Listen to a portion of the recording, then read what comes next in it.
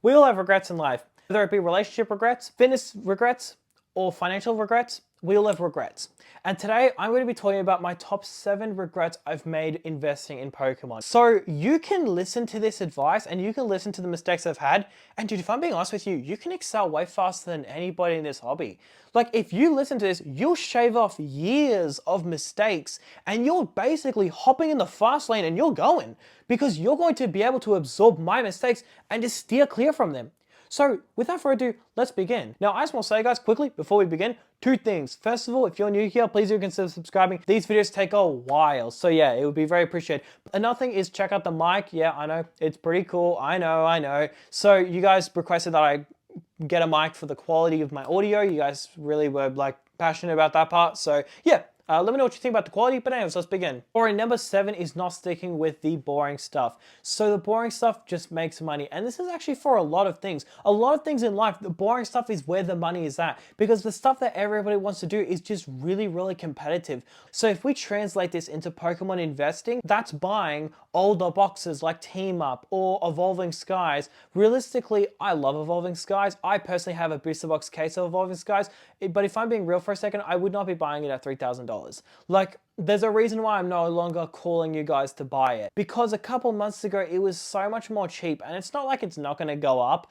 But at the same time, like for me, I have an Evolving Skies booster box case. I just forget about it in the closet. Don't even think about it. But at the same time, come on, there gets to a certain point where it just gets too expensive. But it's exciting to buy it. That's the thing. To be like, oh, I have an Evolving Skies booster box. Like, it's exciting. Versus buying something like Deaths and Rivals. Like, if you buy Evolving Skies right now, like, I hope you're aware, if you just buy Deaths and Rivals, that's going to outperform it. Like, if you buy Deaths and Rivals 151 Paladin Fates or Prismatic Evolutions, you're just going to outperform literally Evolving Skies. So, I would always get distracted on the older stuff. And the translation to this for me back in the day was buying Team Up instead of Fusion Strike.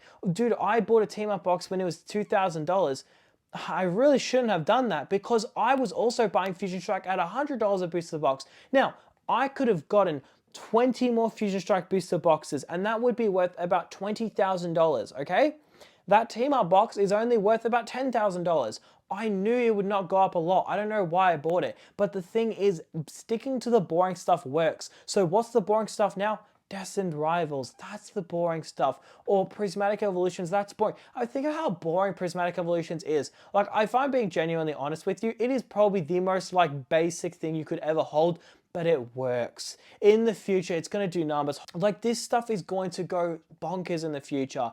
If you're buying Sun and Moon boxes or X and Y boxes, it just distracts you. And that's what I did. It was a huge mistake and you really should avoid it. Alright, number 6 was trying to succeed in every single industry. So what do I mean by that? I mean trying to succeed in Japanese, Chinese, English, grading, raw, sealed, and basically what I did was instead of just sticking at one and being good at it, I just tried to master all of them and that didn't really work. For a good while, I just kept hopping from thing to thing. And this basically limits the amount of knowledge that you can get. Like realistically, if there's 20 different things you can do in Pokemon and you stick a month at each one, you're spending, let's just say 2 years, it pretty much is 2 years just wasting time versus somebody who just entered the hobby, has been buying booster boxes for a month and they already know just as much knowledge as you have with booster boxes because you're jumping from each thing. So that's the problem about it, is you can't spread yourself out. And that's what I did. I bought Shiny Treasure, and then I bought Korean EV Heroes, and then I bought Chinese Fusion Strike. Like, dude, I was a different breed back then. But the thing is, eventually I got to like a state where I was like, all right, you know what? English is just the way to go. Like, none of this is working out. Some people succeed in Chinese, some people succeed in Japanese, but me personally, I found my success in English and I'm not leaving that. I'm going to continue doing that because that's what works for me. All right, number 5, this is for main sets, buying anything but booster boxes and elite trainer boxes. Now, I wouldn't recommend you buy elite trainer boxes for main sets because they just simply don't outperform the booster box, but at the same time, it is a nice display and also it just matches the booster box's gains most of the time. Like most of the time, it won't outperform it, but it'll kind of just match it, or just be like ever so slightly under. Like Evolving Skies is a good example. It's pretty much just matched its gains. Now the problem with other stuff is that like you could see a fun promo inside, or it could be realistically any reason that you go to buy it, but it just distracts you. Or check lane blisters. This 3-pack blister has a Gengar promo, or this check lane blister has an Eevee promo. Who cares, man? No one cares. Like, if I'm being real for you, literally no one gives a flying shit. Just buy booster boxes. It always outperforms everything else. So my issue with this was I tried to like almost make the smart play, and I think it's more of an ego thing, to be honest. Like, if you're a pretty humble person, you'll just acknowledge that there's nothing better than just buying booster boxes. But if you have a bit of an ego, which honestly most of us do, then you'll try to like find that unknown place so you can just brag about it. Like the amount of people that just buy something to try and like so they can like almost brag about it, it just doesn't make sense. Like I literally know people who take screenshots of their artist's page so that when they blow up, then they can brag that they listened to them when they were like starting out. Dude, who gives a flying shit? Literally no one cares. It's just an ego thing. It's like, hey guys, look how cool I am. It's the same thing as this. If you buy check lane blisters, what are you doing? Why would you do that? It doesn't outperform booster boxes. It like literally never has. There's no point in doing that. So it's these random plays that just make no sense. Now, I just want to be clear. That is if you're buying hundreds of them. If it's because you don't have the money for a booster box, that's okay. That's fair enough. I would recommend you get a job, but look, that's a story for a different time. If you can't afford booster boxes, that's perfectly fine. Then go for that other stuff. Buy ETBs. You know what? No, actually, I take that back. I retract everything I just said. If you're buying them, you're doing something wrong, because you can just buy ETBs. ETBs are under $100. Why can't you just buy ETBs? That's my problem. I would just get distracted by this other stuff. So yeah, you know what? If you don't have money to buy a booster box, that's a-okay. Buy ETBs. If you don't have money for an ETB, please mow some lawns. I don't know, sell some lemonade or get a job, because ETBs aren't expensive. They're like $60. All right, number 4 is buying singles. So when it comes to single investing, it does work. Me personally, I don't do it because it just simply doesn't outperform sealed. And I don't think anyone's disagreeing with that. It's just people like to have singles because they enjoy it, which I'll be honest with you, I actually don't blame them. Like if I had $100,000 and someone pointed a gun at me and said I had to spend the money, I don't know why I had to make that so intense. I could have just said if I had $100,000 to spend. But anyways, let's just say there's a lot of stakes here. Like my life is on the line here. So what I would do is I would buy singles, but it's just cool. Like imagine buying a Latias and Latias, like those ones. Imagine buying a Latias and Latias, Gengar and Mimikyu, Bubble Mew, Umbreon VMAX, like Gengar VMAX, maybe a Gold Star Rayquaza. Now guys, I'm building up a bit of a Christmas present, so now you guys know what to get me. The thing is, all of these things, like it's just so fun to buy, but you know what isn't fun? Singles. Oh my goodness. If you invest in singles, please just don't. If you like, well, okay, don't buy raw ones. Please buy slabs. So I just want to get quick with this one because I have a couple other things that I want to really get in depth on. So basically, first of all, PSA slabs just go up more than singles. Like a great example, now I don't like bringing this up because I cry myself to sleep every single time I bring this up, but I owned a Magikarp and Whale Lord and I sold it for $300 as a PSA 10. I know guys, I know. You guys can get me that for Christmas, that's all right. So basically, this card is worth like $3,000 now, so that's why I'm crying myself to sleep. But basically, if I bought the single, at the time I would have paid about $200, and now it's worth about $600. So I would have seen like a 3x on my money versus the PSA 10, which is like a 10x on my money. So buying PSA 10s is way better for that, but there's also a little hidden reason. Another reason, well, there's 2 more things. So basically, this is something I've been pondering on. I can't make a whole video on it because I cannot stretch that for 20 minutes. But basically, have you noticed that if you sell a case, you get a premium for bulk selling? Like that makes literally no sense. Like I have an Evolving Skies booster box case, right? When I eventually go to sell that, I know investors sell, it's crazy. But when I eventually go to sell that, you know it's gonna be pretty easy to sell that, but also I'm going to sell more, but also get more for selling more. Like, that's why I love 151 display so much, or just displays as a whole. Oh yeah, okay, sorry, I was just feeling for it. That's why I love 151 displays. Well, so also, I just want to quickly say, just quickly say, you guys might notice that the background is a little bit different. The reason is because I've actually moved a lot of my inventory out of my house. I just didn't feel comfortable having it in my house. It just got way too much. Like, dude, I looked at my collector profile and I was like, dude, I would be so cooked if anything happened. So I was like, there's no way I'm keeping this here. So if you guys notice there is practically nothing there, it's because I've moved most of my stuff. I just don't feel comfortable having it at my house. So what I did was I got all my Pokemon, I put them in some safes and I put them at the bottom of the Pacific Ocean. So basically I went on a boat and I just chucked it in the water. Now I do have a tracker, but I don't know how I'm going to retrieve it from the floor. So if anyone has a submarine, just let me know. But basically, that is a joke for the record. But basically, this is just one hidden reason is that first of all, you do have to sell like more copies. Like if you want to invest $1,000, you can buy one PSA 10 or like 3 raw ones. Selling raw ones just takes longer. But also, people waste your time because people try to grade, and what they do is they message for all these photos. But not only that, you have all the vendor bros message you and be like, hey bro, would you take 70%? Like, no bro, I would not take 70%. You can pay market or I'm blocking your ass. And these people just flood your messages. Oh my goodness. I'm getting PTSD right now because I literally, oh my goodness. Once this guy messaged me, pro tip, just don't like interact with humans. They're annoying. So I don't even like thinking about this. It's so annoying. So I had like 50 singles, right? And they were all like $50 to $500. And this guy said, hey man, would you take 20% off if you sell them all? And I said to him, I was like, yeah man, for sure man.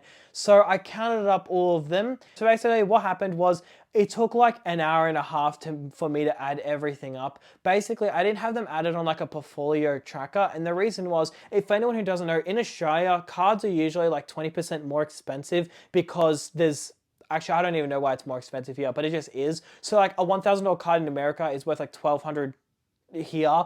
So basically, I added everything up and I said to him, I said, all right, man, I've added everything up. This is the total. We'll take 20% off. And there you go, man.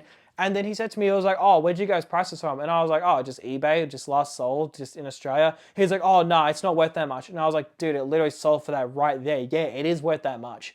And he was like, oh, well, not in the States. I'm like, oh, well, we're not in the States.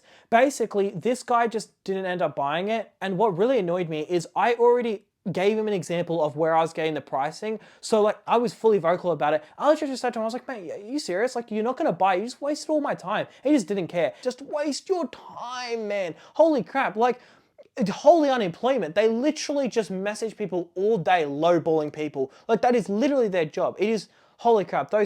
Like there are some vendors that I like, but dude, some of them just, actually most of them just piss me. Actually, all of them piss me. Yeah, I don't like any vendors. Anyways, next one on the list. All right, next one on the list, which is number 3, is listening to people who aren't invested in Pokemon. So Pokemon has this really weird thing where people who don't invest in it hang around in posts where people talk about investing in it. I don't really get it, but basically someone will make a post, say in a Facebook group or a group chat, and they'll say, hey guys, what do you guys think about investing in 151? And then people who don't invest in it reply to it, which makes no sense in my opinion, because if you're not going to invest in it, like why would you reply to it? But like if you look in Bitcoin forums or S&P 500 forums or really any forums for investing, all the people there who are talking are invested in it. Like I saw a guy made a post and he had like 200K worth of 151 sealed products and it was in a Pokemon investing forum and people were getting mad at him in the comments. Like, dude, it is literally an investing subreddit. If you don't like it, just don't be there. Like, dude, even in my videos, sometimes people comment saying, hi, I'm ruining the hobby. Dude, every thumbnail has the word investing in it. If you don't care about investing, why would you click on the video? Like, it makes no sense to me. So my point with this is you will actually sometimes listen to these people and they will try to scare you into not investing in it. Like this happened for Fusion Strike, right? Like a lot of people, actually just Sword and Shield as a whole, not even Fusion Strike. So for anyone who doesn't know, a couple of years ago, there was a big debate if Sword and Shield would go up. And the reason why was, like right now, it's obvious Scarlet Violet will go up. And to me, it was obvious that Sword and Shield was going to go up. But there was a bit of a valid argument that Sun and Moon singles, like the pops of them was like 1,500 PSA 10s. But then for Sword and Shield, it was all the way up to like 15,000. So like 10 times as many PSA 10s graded. So there was a bit of a debate, like, will it actually go up? But the thing is, a lot of people who aren't invested in it and don't care about it and hate the idea of investing in it, they would comment on it. They would say, oh, it's all going to zero. Like this guy commented on my video and he said that all Pokemon's going to zero. Dude, why even here? Like, just genuinely, all you're doing is spreading fear. My advice to you would be listen to people, take advice from people who have been in this industry for a while and are actually invested in it. But also, you should see how much skin they have in the game. Like for me, I have so much skin in the game. I'm not messing around. Realistically, if I liquidate all my Pokemon, I could probably buy like a new BMW. I could definitely buy a new BMW. Like, okay, I don't know why I have to measure it in car terms. I'm not even a car guy, but like I don't like disclosing how much I have, but like, I guess a rough ballpark would be I could probably buy 150 PS5s until I'd start to run out of money. But I don't know why that's like a measurement of wealth. But anyways, so the next thing on the list is not blocking out the noise. So it is very dangerous to be in these subreddits, and it's very dangerous to be in like Facebook forums where people are talking about Pokemon investing. And the reason why is because people are always trying to make new plays. Like they'll say, oh guys, what do you think about this? What do you think about that? This card's about a pump. That card's about a pump. The problem is, this is what it did to me. What it did to me is that it distracted me from what I should be doing. So picture this. A couple of years ago, Fusion Strike is $100 a box. Lost Origin is $110 a box. All these boxes are really cheap. Actually, Lost Origin wasn't $110. It was more like $125. But basically, all these boxes are, you know, really cheap. And just, you know, I was working. I was stacking these boxes. I was, you know, buying as many as I could. But the problem was that there was just so much noise. And this noise persuaded little Sam to invest in the wrong things. It persuaded me to buy things that I didn't plan on buying. Like you would see a thumbnail on YouTube, Temporal Forces is gonna get short printed. And then I'd look at that and I'd go, wait, short printed? Ooh, hang on, Team Up was short printed. Ooh, and it would just mess with me. Or they would say like, oh, you should invest in this card, it's gonna go up. And it just messed with me. It persuaded me to do things that I wouldn't usually do. Like, I don't know, buying a base set pack or buying some stupid random thing that just was dumb. And this strands back to what I was saying earlier. Like, remember earlier how I was saying that most people in this industry, or just most people as a whole, just have a huge ego and they just want to inflate their ego by, instead of just sticking to the normal stuff, being just brown cases that just go up the most, the statistics say it, they would always have to choose these ridiculous plays hoping it pays off so they can just talk about it. Well, these subreddits is pretty much just that cranked to a maximum. Because what people like to do is they like to make a post saying, hey guys, what do you guys think about buying, I don't know, Fusion Strike Pokemon Center Elite Trainer box, which actually, now thinking about it, would work out good, but that was just an example. I hadn't seen any posts about that. But someone would make a post about, let's just say a random card, yeah? What they'd do is they'd look back on that on a year, repost following up to let everyone know how cool they are, saying like, guys, I bought it and it went up.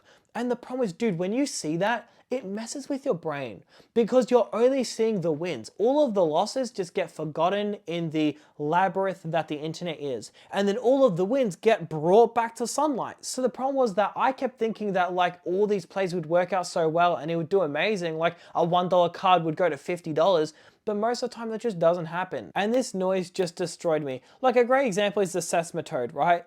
Dude, if you're buying the Seismitoad, not only you have issues, but also you really need to rewire the way you invest in Pokemon. The idea that a card is going to get short printed because it has the number 666 on it, completely pulled from whoever made that rumor, completely pulled from their ass, like that is the definition of being influenced by noise and damaging your portfolio in the making. And by the way, if you bought that card, you're down almost 50% of your money. So good on you. The problem is that these things just cooked me and they'll cook you unless you fight against them. So that's honestly my second biggest regret. But my number one biggest regret was not going heavier in obvious sets and obvious plays. Evolving Skies, booster box, bam, come on man, it's obvious. I bought one booster box for $300. Are you kidding me, dude? And then I went ahead and bought 40 shiny treasure booster boxes. Get out of here, dude. Why did I do that? You know, if I bought Evolving Skies instead of those shiny treasure booster boxes, I would probably have like 2 or 3 cases. Okay, not that much. Calm down. It would probably be like 1 case, but that case would be worth 20k, and that shiny treasure is worth not 20k, more like probably 3 or 4k. So the problem was there were so many obvious plays. So what's the obvious plays right now? Deaths and Rails, Prismatic, 151 Paldean Fates. Those are the obvious plays. I say them in every single video. Deaths and Rails, 151 Paldean Fates. You know what I like about this channel, and I don't mean to just glaze myself, but basically I am very straightforward on what I'm investing, and I'm not really changing. Like, the amount of people that have messaged me and said like, Sim, is it too late to buy Paldean Fates? Look, it's not too late to buy Paldean Fates, but it's kind of all I've been talking about. I feel a lot of other YouTubers have to talk about like these really random plays. I'm not going to mention anybody because I don't want any beef. That's just weird and cringe to have Pokemon beef. But there's some YouTubers that would talk about, I don't know, say a Sword and Shield booster box, just a random one, like say Astral Radiance, or I don't know. The latest thing has been Shrouded Fable, buying Shrouded Fable ETBs. Dude, just buy Paldean Fates. Like, what the heck, man? There doesn't have to be a new play every single week. Like, boys, what's the new play? Are we investing in Barotic Master Ball? Guys, this is the play. This one's the play. Oh my goodness, guys, I found the next play. This is going to be the next thing to 100x. PSA slab stands. This one's going to the moon. Like, dude, seriously? So, I don't know why, but I knew Fusion Strike would go up, I knew Lost Origin would go up, but I just didn't go heavier enough on them. And the thing is, like, say Destined Rise. Destined Rise is obvious, man. Come on, obviously that's going to be a $1,000 boost box. Obviously it's going to be a $2,000 booster box. No shit, it will be. It's a phenomenal set. It's a slam dunk. Like, obviously Paldean Fates bundles are going to be $500. Obviously 151 displays one day is going to be $10,000. And when I say one day, I'm not saying 10 years. That's going to be $10,000 a lot sooner than we think. I'm not saying it's going to be tomorrow. I'm not saying it's going to be 10 years. But what I'm saying is that it's an obvious play. So why aren't you buying it? Like Paldean Fates displays. How is that not an obvious play? It has the Bubble Mew inside. Arguably the most iconic card behind the Umbreon. Like, in my opinion, that Bubble Mew is the best thing after sliced bread. Like, it is quite literally, the humans have peaked. Like, that's it. So these obvious plays, they're not gonna wait for you, okay? And it's the same thing with Prismatic ETBs. If you're not buying Prismatic ETBs, if you're not buying Prismatic SBCs, what are you doing? Like, actually, now, if you're saying like, oh, I'm buying 151 or I'm buying Death Rounds, okay, fair enough. But like, provided you're just buying like, I don't know, Shiny Treasure or something, or please do not buy Shiny Treasure, I beg of you. If you're not buying Prismatic ETBs, I genuinely don't know what you're doing. And also, can I just quickly say something? Prismatic ETBs are actually starting to tick up, and so are Prismatic SBCs. And you want to know why? Because they haven't gone to restock in like a month. In late June, Prismatic SBCs were about 190 USD. They're now about 250. That's a $60 movement. And they weren't restocked for like, what, 2 months? I think it was about there. They hadn't gotten any stock for about 2 months at the time. That's crazy. That is ridiculous. It took like a month and a bit of there not being any restocks, and it's already bounced back. So if you're not buying these obvious plays, you're going to be kicking yourself in the future. And you know what things, I just want to give some new people some comfort for a quick second. They're not hard to figure out. Like 151 ETBs, I just want to be clear. When 151 ETBs came out, everybody was buying them. When 151 UPCs came out, everybody was buying them. People who tell you that no one wanted them is full of shit, and you need to run away, because that's not true.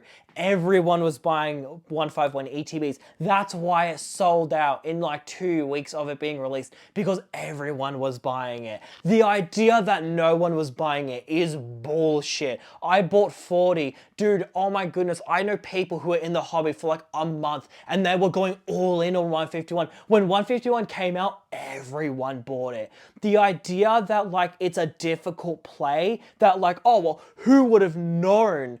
Dude, everybody was buying it. UPCs, everyone was buying it. So if anyone tells you that 151 was readily available, okay, they're right on that. It was readily available.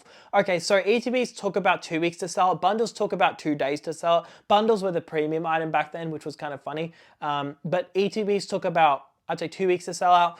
Premium collection boxes took about 4 weeks to sell, and UPCs probably took about 2 months to sell out. It was about that range. UPCs did take the longest to sell out, but that's just, actually, I don't know why it took the longest to sell out.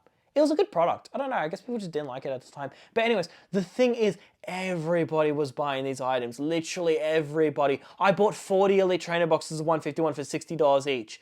Dude, everyone was buying it. So if anyone tells you that like, oh, well the thing is 151 was actually really hard to predict, full of shit. Absolutely full of shit. To the brim. They need to take a laxative because they're full of shit. So basically, Prismatic is going to have the same fate. Like in the future, SPCs, people are going to look back at SPCs and go like, oh my goodness, who would have known they're going to be a $1,000 box? Like, dude, literally everybody. Like, literally everybody. So if it's an obvious play, just buy it. That's why I don't make videos about Shrouded Fable ETBs. For the record, I'm not taking shots at anybody who does make videos about that, but for me, it's not an obvious play. Shrouded Fable, like I saw a Shrouded Fable ETB on eBay today for $90 AUD, so that's about $60 USD. I could have bought it and made 50 bucks on it. But you know what? I was about to buy it and I thought to myself, what am I doing with my life?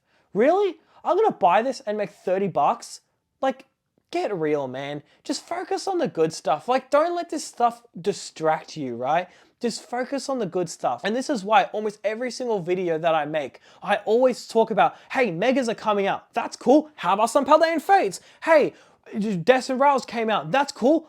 Paldean Fates. Oh, Black Ball White Flare. I think it's a pretty good set. I think it's a little underrated. Paldean Fates. Like, I didn't shut the hell up about it because that's what I'm confident on. And you know what? I will still talk about it, okay? I have tons of Paldean Fates. I have a lot of Paldean Fates, but I'm still going to talk about it. And personally, I'm not going to invest in it because I'm pretty happy with my position that I have. But the thing is, I'm still going to talk about it because that's what I'm confident on. I don't know. I'm not just going to be like, alrighty, Paldean Fates displays are up to $1,500. Guys, I got a new play. Stellar Crown Pokemon Center Elite Trainer boxes. What do you say, guys? The shittiest set in history and the most overhyped possible product. It goes 2 in 2. This is going to go to the moon. Like, come on, man. Now, for all the Pokemon Center ETB fans out there, I am joking. Please do not bombard my comment section. Actually, you know what? That does help the YouTube algorithm. So you know what? Feel free to bombard the comment section. But that's going to do it for today's video, guys. Thanks for watching.